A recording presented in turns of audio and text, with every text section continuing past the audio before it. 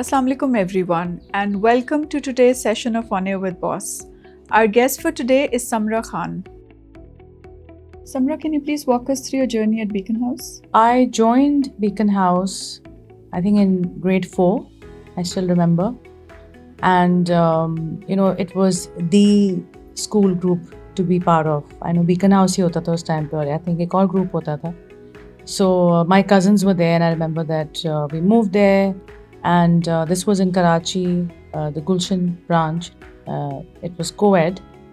And I remember it was a very homely feeling. Everybody was very well connected. There was a sense of community from day one. Can you tell us about one fondest memory from your campus? Probably the sports gala. I got 3 medals that day and I felt really proud of myself. And then my parents were also like, Acha, you can do this as well, because they thought I was just a nerd and I would just be singing. So I clearly remember that bit and I was very proud, and our principal had given out medals and that's what I remember. So were you part of any clubs in school? I was part of the badminton club. We used to have inter-branch competitions. I remember I used to go to the Taraksha branch to play badminton as well. So I think I was pretty decent.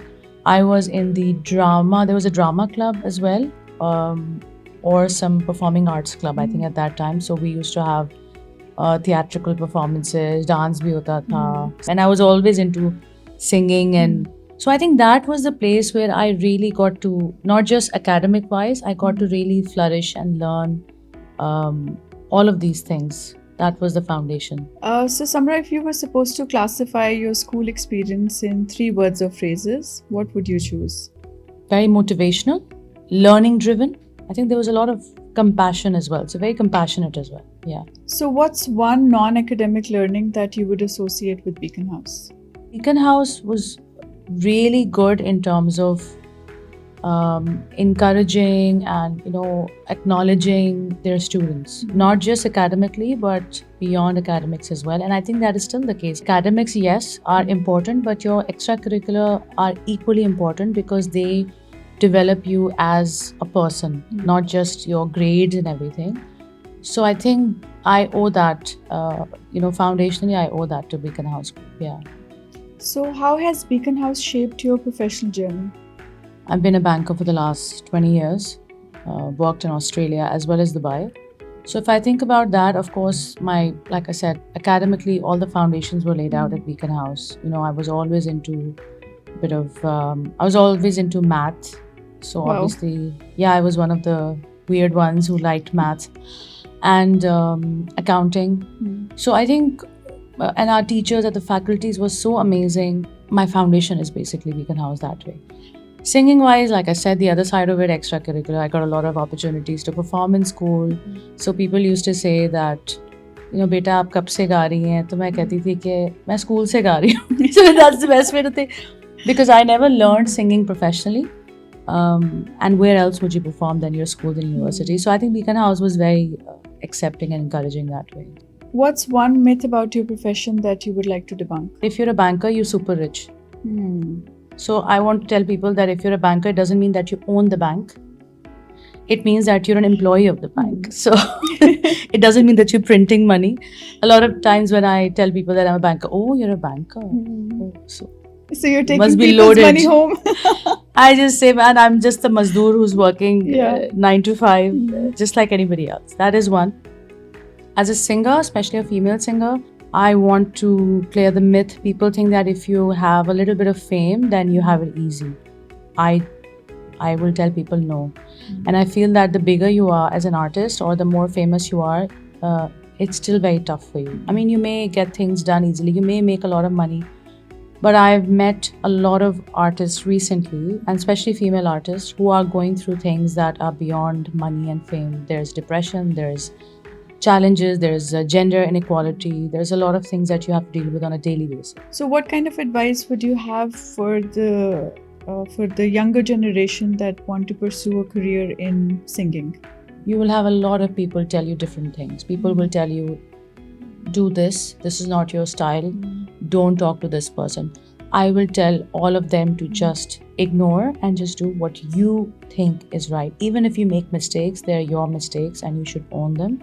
and be very, very consistent. That is my second advice to them. So even if you are putting out a song or you're producing something or you're performing somewhere and you fail and it doesn't get the response that you're expecting, just don't give up. What advice do you have for women artists who are struggling in a patriarchal world? People will try to bring you down. I mean, the biggest of names in the industry can try to bring you down, whether it's male or female. Just don't give up. Just keep on going. It's very cliched, but it's the reality. And try to create good work that is true to you. Don't try to fit into somebody else's mold. I'll give you an example of Kavish. So Kavish has inspired a whole generation, whether it's Gen Z or millennials or whatever. And Kavish and I go back a long time. So we were in university together, Jafar, the lead singer. And all the songs that you hear of Kavish today that are crazy famous, those songs are from 20 years back. Really? Most of them. Oh. He wrote them 25 years back. And I've seen that journey. Lekin, it's all about luck, it's all about timing, it's all about when Allah Mia decides to give you something. And he still works the same way. He's still the same person. He doesn't go and do extra work, and that's what he says as well in interviews as well. But the point is that he was consistent and he didn't give up, and that was the music that was true to him. And now today, people shifted their taste according to them, not the other way around. True. So my advice is that stay true to yourself, stay true to your music. Just do what is your work. So there's generally a preconceived idea or notion that artists generally are starving. They don't have the kind of money that is required for them to, do big in life, which is why, they give in to all the kind of trends that are happening at that time. So financial support is very important. Number one, more than your skill or more than anything. क्योंकि जब आपके पास पैसे नहीं होते तो फिर आप it really affects your motivation as well. So if you're young and you're starting out now, I would say always have a backup in terms of a stable income. Either find a job, do something that's flexible to support your dream. And then once you reach a certain place, then you don't need to. And it's okay, you can be honest about it. I've seen people who are artists and singers who are working in call centers, they're doing odd jobs, they're doing रात की शिफ्टें और दिन की शिफ्टें, and I mean this is the struggle, this is part of the struggle, and a lot of our big legendary artists have done that. But then don't sway once you have all the fame, because that's very easy as well. हमने बहुत बड़े बड़े artist को देखा है जो कि एक जर्नी से गुजरे हैं and now they've come back to their core selves. Very, very big names. I don't want to take any names right now, but there was a time when fame really got to them. It's very simple as that. But then they realized that this is not life. And then they came back to their roots, who they are. They came back to the reality as well. So it's okay. I mean, we're human beings. We will sway, we will get distracted, we will go a little, अच्छा अब तो मैं ये हो गया हूँ या ये हो गई हूँ तो मतलब मैं तो बिल्कुल. It's very easy, but I think it also depends with your experience, your age, your family background, your environment. So that is definitely a possibility. But the thing is that I feel most of the true artists or the big artists or the good ones that you see today, they've already been through that journey and they come back. So I think you just have to be very careful with what you want. It also depends on the kind of people you're surrounded with. Just external factors की बात कर रहे थे. So just now, for example, when you're at top positions in the corporate world, there are people around you, especially your team. They're probably out of either fear, they will not let you see the true picture or the real picture of what's really happening with you. And unfortunately, most of the times you are actually the last person to find out. That's why you need to have a very solid, small circle of friends and acquaintances or colleagues. Because professionally and in your personal life as well. So I'll tell you, I think I'm very blessed because I have people in the industry who will call me after a show and they will say कि Samra आज कुछ missing था. They know, and the thing is they know because of their experience, not just because they want to say it. And we need people like that. Yes. We need people like that who keep us grounded, who keep us like trying to improve on a daily basis, and I think it's a blessing. So I think that's a very good point. Okay, you should not just have people who are putting you on cloud 9. You need to have someone who gives you a reality check. Yeah, I who love brings that. you back I on love that. earth. Yeah, exactly. Samra, how important do you think is connectivity in today's world? I think networking is very important, but it has to be very genuine because people can see through you now. People are very smart these days. People know when you picked up a phone and you've called someone, they know कि हाँ कोई काम है. Now sometimes it's okay because that's life. You need something, you'll call someone, you say कि यार I need something. The problem is when people abuse this a lot. So when it's time to reciprocate, you're not there. You have to make sure that if you're asking someone for some support, then you're always there to give back. If you're not able to give back, at least be there as a friend or an acquaintance or a professional contact. How has AI impacted your line of work? AI has made my life a little bit easy. So I'll be honest with you, I'm one of those millennials who used to judge people जो use करते थे आपकी ChatGPT. क्या? What is this? And now I'm the one who's making a list with bullet points and then I'll copy paste it into ChatGPT and just put it into Excel because I'm a very Excel person. You know, I'm a finance person. Yes. I just use it for work related things or things that would save time. And I still have not explored anything related to AI in music.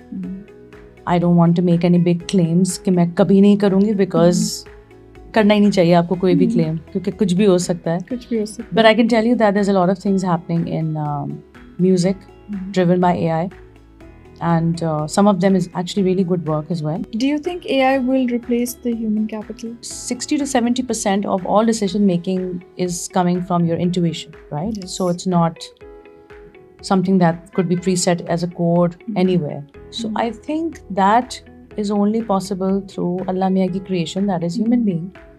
So I don't think it can ever fully replace human capital. So somehow if you got hold of a time machine and you could travel back in time, is there something that you would do differently? Nothing at all. I'm very grateful, alhamdulillah, for all the good and the bad and the ugly and everything, alhamdulillah. If you were supposed to write a letter to your former self, what would the letter read? Just keep doing what you're doing and try to lose a little bit more weight, be a bit more healthy. That's the only thing I would probably write.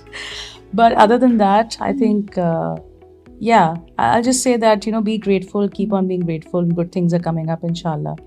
I'm grateful for my children as well. So maybe I'll just mention those. That's about it. Samra, what message do you have for the current students of Beacon House? Keep working hard. Don't let your grades ruin your mental health. That is a very important message because I feel that there's a lot of pressure.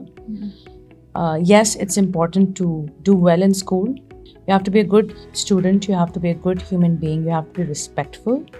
And don't underestimate extracurricular activities. Make sure that you do something besides academics because that helps with a lot of other personal development. Thank you so much, Samra, for joining us on today's session of On Air with Boss.